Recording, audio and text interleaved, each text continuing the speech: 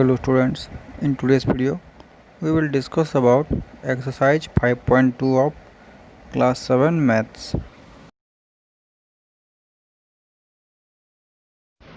First complete question number 1. State the property that is used in each of the following statements. First look at the diagram here. There are two parallel lines. Okay. The first bit says if A parallel to B, then angle 1 equals to angle 5.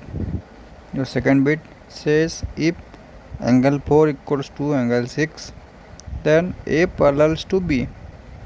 And your third bit says if angle 4 plus angle 5 equals to 180 degree, then A parallels to B. Here is your answer. In your first bit, angle 1 equals to angle 5. So they are corresponding angle because it is given that A parallels to B. Okay. In your second bit, it is given angle 4 equals to angle 6. They are alternate in nature. So if pair of alternate angles are equal, then the lines are parallel. Similarly, in your third bit, angle 4 plus angle 5 equals to 180 degree. They form 180 degree. That means they are in the same side of the transversal. So A parallels to B. If sum of interior angles is 180, then the lines are parallel. Okay, simply we could say that they are in the same side of the transversal.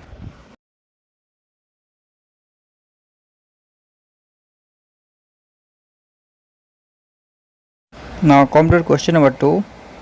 In the given figure, identify. Here look at your diagram carefully.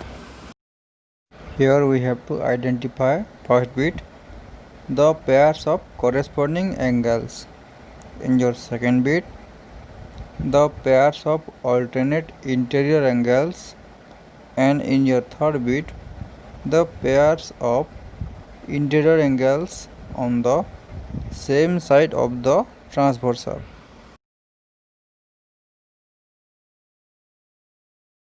Here is your answer. First one is the pairs of corresponding angles are angle 1 and angle 5, angle 2 and angle 6, angle 4 and angle 8, angle 3 and angle 7. Similarly, the pairs of alternate interior angles. Okay, read it carefully. It says interior angles and alternate. They are angle 2 and angle 8, angle 3 and angle 5. And the last one is the pairs of interior angles on the same side of the transversal. They are angle 2 and angle 5, angle 3 and angle 8.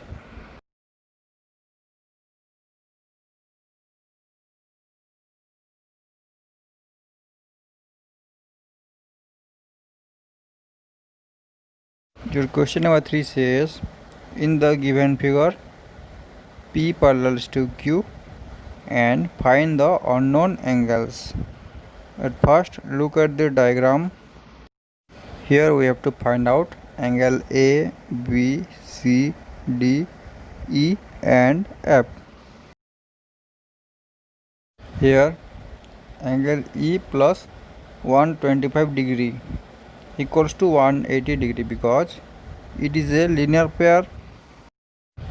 That means when 125 is transposed to RHS, it is subtracted from 180 degree, and 180 minus 125 equals to 55 degree. So we have got angle E equals to 55 degree. Now angle E equals to angle F because they are vertically opposite in nature. So angle F is also 55 degree and angle A equals to angle F because they are alternate interior angles, and their value is also same, that is 55 degree. Look at the diagram carefully. Angle C equals to angle A. They are vertically opposite angles and their value is also 55 degree. Now angle D equals to 125 degree because it is a corresponding angle of 125 degree. Now angle B equals to angle D, as they are vertically opposite in nature, so their value is also same, that is 125. So we have got all the angles. Angle A equals to 55 degree, angle B equals to 125 degree, C equals to 55 degree, D equals to 125 degree, and E equals to 55 degree, and lastly F equals to 55 degree.